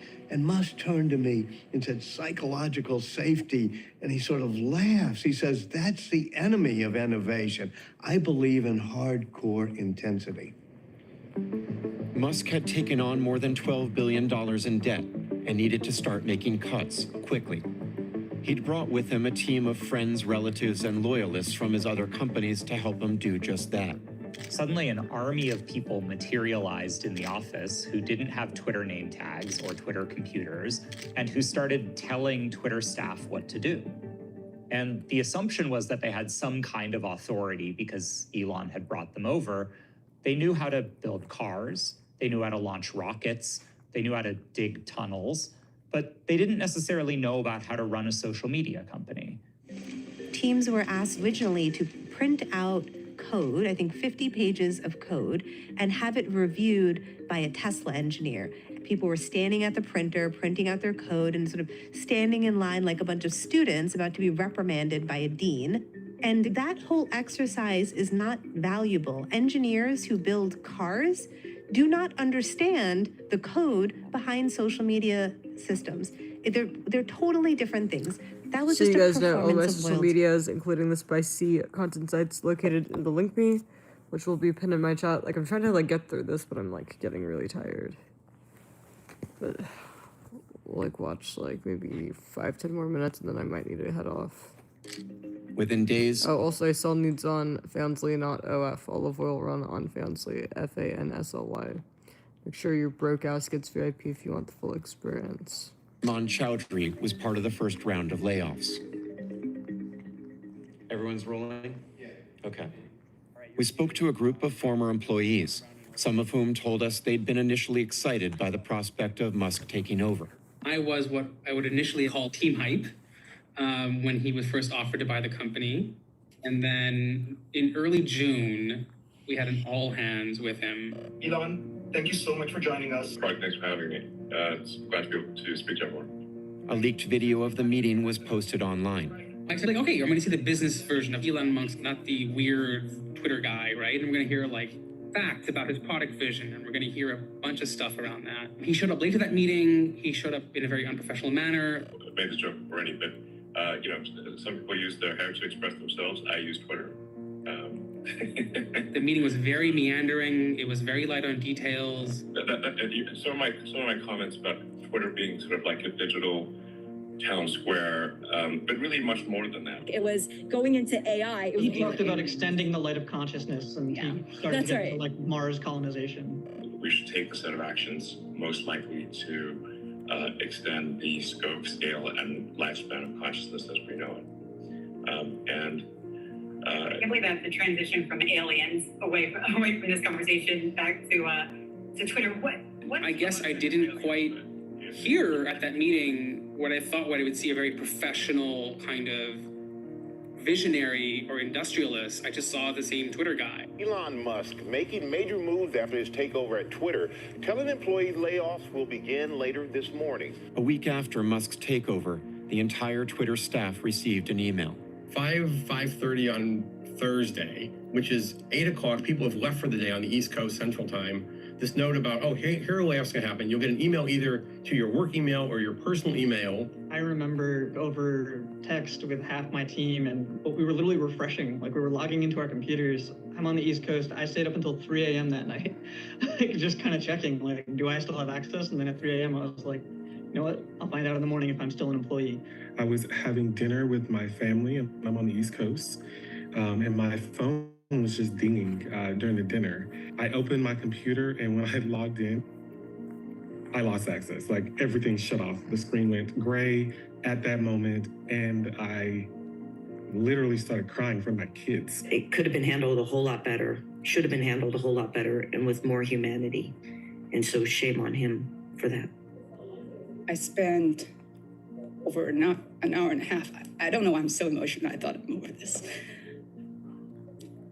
So I lied in bed and I scrolled to the top of the timeline. And I looked at everybody's message. I scrolled over about 9 hours worth of saluting emojis. And the next day is like you went through a fire and you're looking for survivors.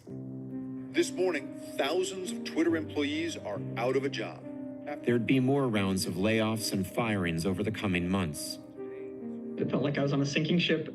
They had just let like 75% of the people on the ship drown, and I'm still here on this ship, and I'm like, don't know what I'm doing. Oh. And how many of you, even by a show of hands, are still waiting on a proper severance? What you were promised? Really? All of you?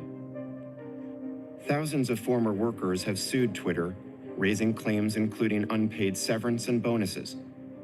Twitter contends its ex-employees have received everything they're owed. Twitter customer support at your service. Musk defended the layoffs on the Silicon Valley podcast All In.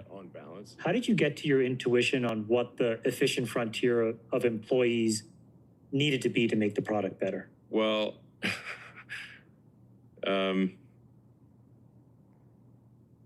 yeah. Well, I observed part of this where you basically asked the question, who here is critical and who here is exceptional? Yes, I mean, it really, what the criteria I was trying to apply, and obviously you're not going to be perfect if you're moving fast, and there's a lot of people you're talking about here, is that anyone who is exceptional at what they do, where the role is critical, and they have a positive effect on others, and they are trusted, meaning they put the company's interests before their own, should stay. Pretty straightforward. Yeah, and it also is up for working, working hard. Like that was not Twitter's prior culture. The first time that I met Elon Musk was a few hours after he fired my boss.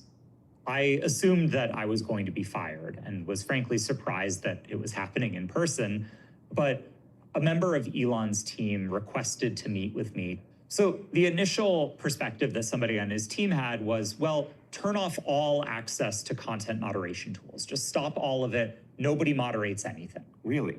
And I explained that that wouldn't be a viable approach because there's lots of types of moderation that are simply non-negotiable around combating terrorism, around protecting children. I suggested that we not shut down those lines of work. And he agreed. And I was just floored. There was a moment that I had been expecting not just to be fired, but to be walked out the door immediately. And instead, I was making a recommendation to Elon Musk about content moderation. He agreed with me and he understood what we were trying to do. And I thought for a minute, maybe it won't be as bad as we've been assuming. Maybe it's all just for show. Hate speech is surging on Twitter following Elon Musk's takeover, despite... But Musk would soon be tested.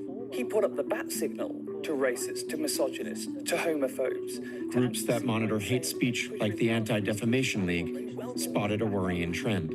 We saw this surge of toxic trolling and hate speech that just blew up on the platform days after the company was bought. There was a trolling campaign that was supposedly testing the waters of the new Twitter. The idea was that trolls should come to the platform and post racist content as proof that Elon was now allowing racism in a way that the previous administration didn't.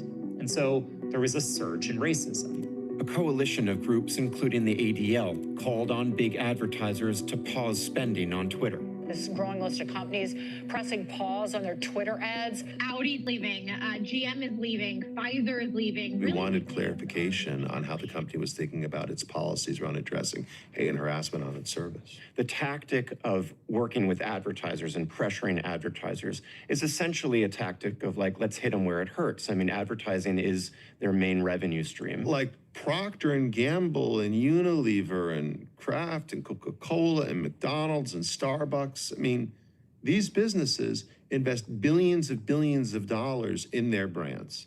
They spend countless amounts of money to try to connect with consumers. And all we want to do is make sure they understand that their brands are being, flighted up on these sites next to, I don't know, swastikas, or next to white supremacist content, or next to other hateful content.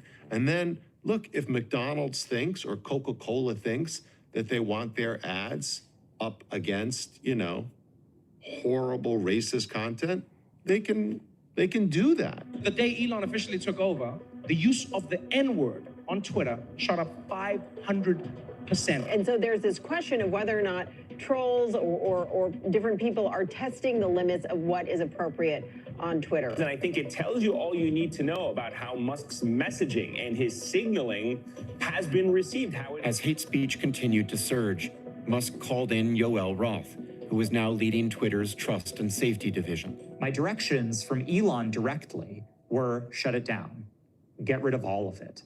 He actually even wanted us to go further than we had previously and said, it's not just about targeted hateful conduct, attacks on somebody. He's like, just take all of this stuff down, get rid of the slurs, get rid of all of it. And he pushed us to take a more aggressive position, shutting down free speech. He was doing it out of a recognition that advertisers objected to this content and were judging him and the new Twitter by our ability to effectively moderate it. But as advertisers continued to stay away and revenue plummeted, Musk suddenly changed course and began pushing back. Twitter has had a massive drop in revenue due to activist groups pressuring advertisers, even though nothing has changed with content moderation, and we did everything we could to appease the activists. Extremely messed up. They're trying to destroy free speech in America. Inside Twitter, he asked Roth and his team to block posts supporting the advertising pause. One of the things that was very hypocritical in my view is that you had people urging boycotts because they thought Twitter was allowing too much hate speech. And Musk decided he wanted to shut down some of these people who are advocating a boycott. Well, that goes against free speech principles. That's pure political speech. And Yoel Roth and other people there said, you can't do that. I was spending more and more of my time each day dealing with impulsive and erratic questions and decisions and feeling that I was becoming less and less effective in pushing back on them. I would get questions about conspiracy theories about Twitter's moderation and would have to spend hours answering them. I managed to push back on some of Elon's requests to ban users outside of our policies, but I was sort of left wondering, at what point does that not work anymore? At what point does he not listen to me? At what point do I get fired for this? And I realized that pushing back on individual bad decisions wasn't going to be enough. And so I quit. Is this working? Hey guys. You're on too. Welcome. This is me, curling at 45. With Yoel Roth gone, along with much of the trust and safety team, Musk was remaking Twitter in his own image. Here we are at the merch thing, and there's an entire closet full of hashtag woke. In late November, he announced a general amnesty for many accounts Twitter had previously suspended and reinstated the Babylon Bee, former President Donald Trump, and neo-Nazi Andrew Anglin. He basically turned back on a lot of people who'd previously been banned from the platform. The kind of bad actors who were using Twitter to abuse people, to bully people, to intimidate people, again, to propagate anti-Semitism and anti-Black racism and fairly awful stuff. Musk defended the amnesty, stating that the company was using its algorithms to ensure that even if hateful content was posted on Twitter, that content would not get seen by many users. There's more of an allowance for what some might call hate speech on the system, but it's not going to be promoted. It's not like we're not going to be recommending hate speech. It's a risk of stating the obvious. He argued that the critical thing to tackle was hate speech impressions, the number of times a tweet actually shows up on someone's timeline or search results. You're doing a lot more to take down hate speech than the company previously was doing. Yeah, absolutely. Like hate speech impressions are down by a third and will get even lower. But this claim was almost impossible to verify. There was a moment shortly after I left Twitter when the company said that every week they would put out new data about the prevalence of hate speech. To the contrary, Twitter has actually cut back on the level of data available to researchers who want to study the platform. Twitter went from being one of the most transparent companies to one of the least. The Twitterverse exploding over that controversial tweet posted. Part of Twitter's problem was Musk himself. He deleted that tweet, but not before it got more than 100,000 likes and his tweets, at times, became dark and conspiratorial. Just 48 hours after the violent attack on Paul Pelosi in San Francisco, Elon Musk, Twitter's new CEO, tweeted out a conspiracy theory about the attack. There's a tiny possibility there might be more to this story than meets the eye. The article questions Mr. Pelosi's sexuality, even suggesting he may have known his attacker. San Francisco. It was so homophobic. It was crazy. Here's the owner of Twitter retweeting misinformation about an attack on a man and in an anti-gay way. I was like, who does this? And then it got just weird and mean, like constant attacks, constant retweeting misinformation. Then he started doing transphobic stuff. He's got a kid who's trans. That was like shocking. And so it just went on and on and on and on. And it was like, what in the world happened to you? Musk deleted the post about Paul Pelosi and would later apologize, but the controversial tweets kept coming. He would stay up late, drink Red Bull, take Ambien. Sometimes he would get into this dark demon mode. And that's when the very paranoid or conspiratorial tweets came out. One day he was traveling with a friend, Antonio Gracias, and Musk had kept tweeting late at night, doing these ridiculous tweets, sometimes very harmful ones. And so the friend said, let me take your phone and I'm going to put it in the safe here in the hotel room. Friend punches in the code and said, that way you can't use it late at night. At 3 a.m, Musk calls hotel security to get him to open the safe, and he starts doing tweets. He was addicted to tweeting. Late one night in the workroom at Twitter with some of his young cousins, they all got kind of giddy and were joking. And at one point, somebody suggested, hey, make your pronouns prosecute Fauci. Now, there's something that could both insult people who are trans, insult Anthony Fauci, but they all started laughing about it. And then finally, Musk tweeted it out.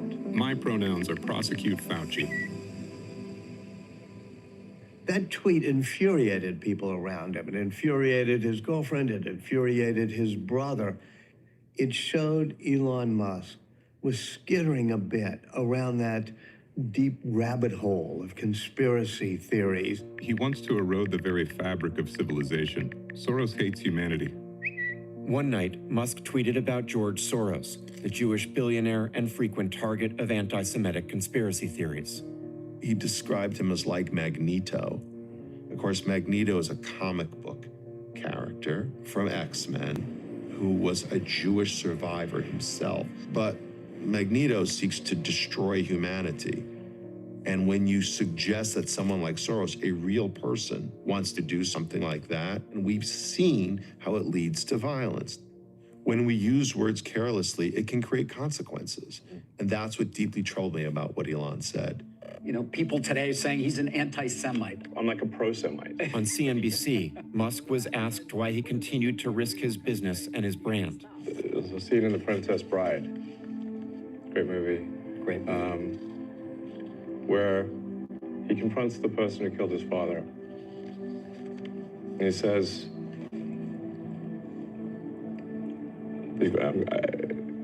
offer me money. Offer me power. I don't care. I'll say what I want to say, and if the consequence of that is losing money, so be it. Musk's tweets had the power to marshal an army of followers.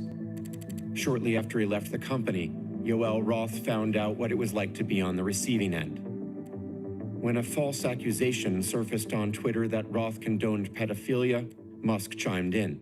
Elon Musk, with more than 100 million Twitter followers, responds to these insinuations that I condone pedophilia, and he says, "This explains a lot." The threats against me went from being, "You're biased and you deserve to die," to being, "You're a child molester and you deserve to die.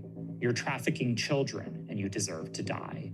I think he's a sexual deviant. It seems like a lot of these people that were on Twitter seem to be child enthusiasts. That's the kind of guy that was censoring you.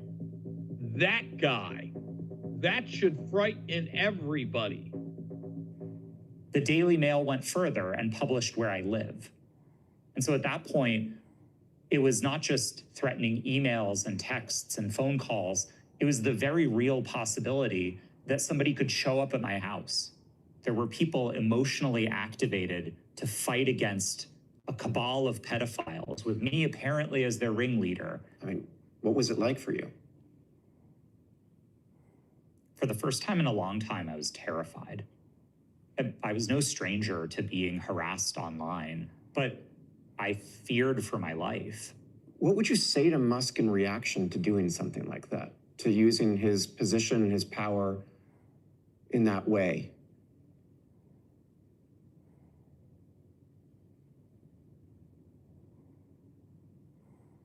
I think there's so many ways that somebody with Elon Musk's resources, influence, and ability to reach the public could advance the public conversation on issues that matter. But to use his power to terrorize a former employee, to baselessly accuse a gay man of being a pedophile, one of the oldest, most offensive, most dangerous tropes out there, it's inhumane. As the attacks on Yoel Roth continued, Musk embarked on a new campaign. He began to suspend some Twitter users he took issue with. For years, there has been a Twitter account, Elon Jet. It has been posting where Elon's jet is. This is public information. Elon has hated this Elon Jet account. And then Elon claimed someone had been stalking his son. A stalker came by where he was staying in Los Angeles, and he thought, well, maybe it's because they tracked us on Elon Jet. Last night, car carrying Lil X in LA was followed by crazy stalker, who later blocked car from moving and climbed onto hood.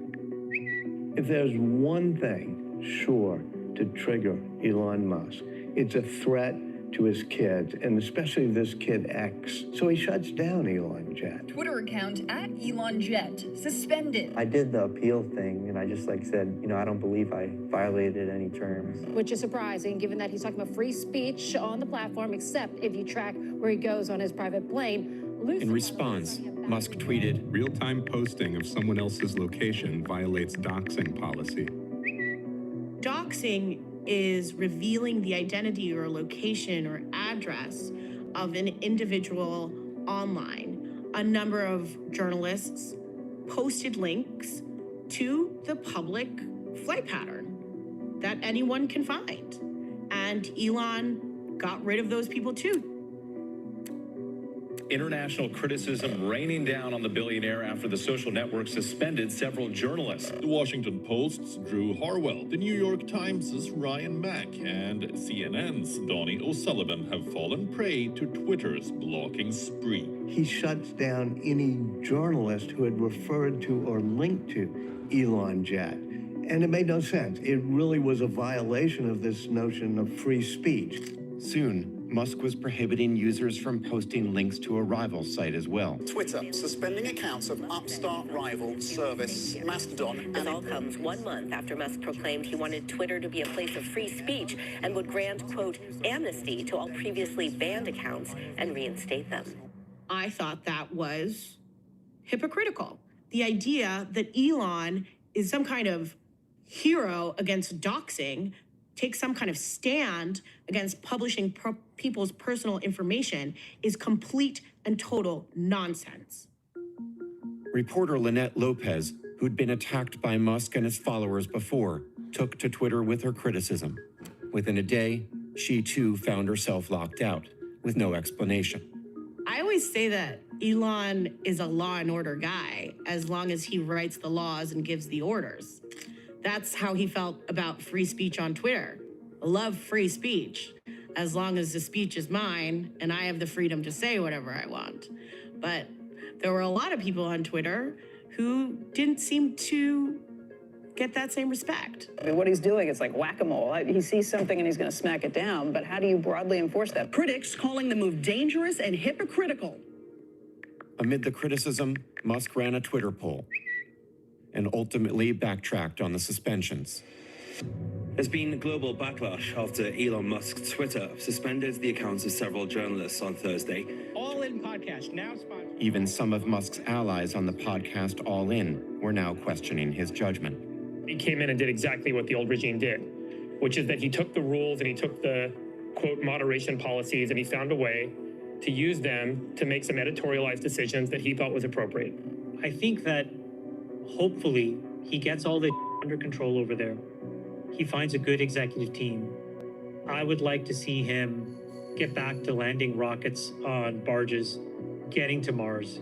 Let's getting to the finish self-driving. We're almost there. Musk appeared to be listening. After watching the World Cup final with Jared Kushner, he asked his followers to respond to another poll. Should I step down as head of Twitter? I will abide by the results of this poll. 57% of voters said yes, Musk should step down. 3 days later, he sounded deflated.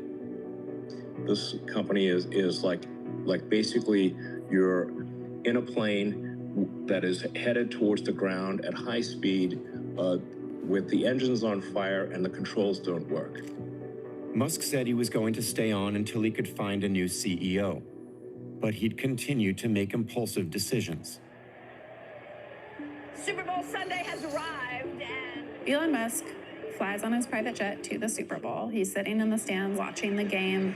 Well, you've got some brilliant minds in that photo. Rupert Murdoch, Elon Musk. And he tweets out basically his support for the Philadelphia Eagles. I think his tweet was something like, "Go Eagles," with a few American flags on it. Biden, around the same time, posts a somewhat similar tweet. "Fly, Eagles, fly," and it's a video of his wife, Jill Biden, who's walking with an Eagles jersey on. The game goes on. Elon Musk checks his phone. Weird. It looks like Joe Biden, who he's called a damp sock puppet in human form, is doing much better than he is in terms of engagement on this very similar tweet. Zoe Schiffer and her colleague at Platformer spoke to multiple sources at Twitter about what happened next. By the end of the game, the Eagles lose, and Elon is completely furious. Like, something is going on with his account in his mind. And so he gets on his jet, he flies straight back to Twitter's office in San Francisco. At 2:36 a.m., she says an urgent message went out, and roughly 80 engineers were pulled into work. And they're tasked with fixing the issues with the algorithm. What the engineers decide to do is reconfigure the algorithm so that Elon Musk's account is boosted. Very quickly, we're able to talk to people who were in the room at the time and were working on these algorithmic changes. And the reason that people are talking to us is that people are pissed at this point. The effect was immediate. If you use Twitter and you feel like you've been seeing a lot of Elon Musk lately, you're not crazy. The entire For You feed was just Elon Musk. Because it behooves all of us to be privy to the fresh and original insights of the richest man in the world. I was seeing so much Elon, and then I tweeted, is anyone else's For You tab like just Elon Musk today? And it was like hundreds of people were like, yes, like what is happening? Musk posted a provocative meme. He then denied his tweets had been deliberately boosted at all and blamed a glitch in the algorithm for what had happened. So what was it like to observe that, going from this free speech absolutist who's upset about how Twitter had been wielding its power, now he's in charge. It seems like at this point, he's like a king who wants to make up his own rules. You know, Musk feels, I'm going to be free. I'm not going to be restrained. And it can not be a pretty sight at times, but that's the Musk that also gets things done. He's always wanted to be king of the playground. Amid the chaos of his first months running Twitter, Musk made another impulsive decision that would reverberate across American politics and have far-reaching implications for free speech online. The Twitter files on free speech suppression soon to be published on Twitter itself. The public deserves to know what really happened. As always, he announced it with a tweet. Are you doing all the people together, or you have to... Musk had assembled a team of writers critical of the mainstream media and given them access to a trove of internal documents in an effort to expose how Twitter had censored users before he bought it. Matt Taibbi was the first person Musk brought in.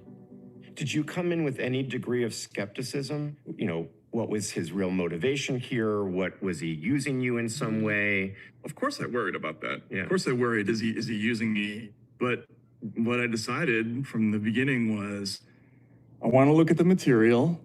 If the stuff in there looks like it can be confirmed, I'm just going to focus on that. And I'm not going to worry about his motivations as long as I feel like the stuff in the stories is right.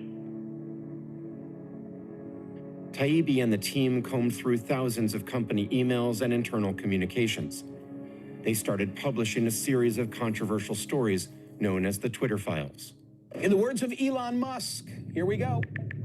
He alerted his 119 million followers to a long thread called the Twitter Files. Twitter Files? Twitter Files. Twitter Files, Twitter Files? Most major news organizations were skeptical of the Twitter files. Potentially what is being presented is selective.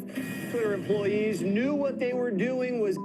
But Fox News seized on them. It wasn't a smoking gun. It was a flaming howitzer. Some of the most explosive stories revealed that Twitter deplatformed and de-amplified certain users and content. Apparently, I'm on the list. Sometimes at the request of government. I wrote a tweet that began, "It doesn't stop infection or transmission," and they banned me.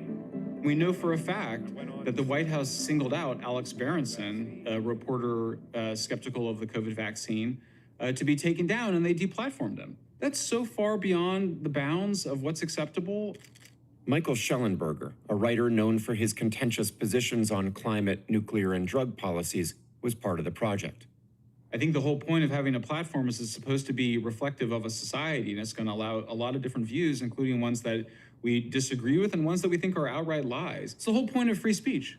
Actually, a right to be wrong, a right to disagree, a right to spread, one person's misinformation is another person's point of view. Yoel Roth. Who is this guy? Yoel Roth was once again singled out. Yoel Roth, again, ironically, the global head of trust and safety.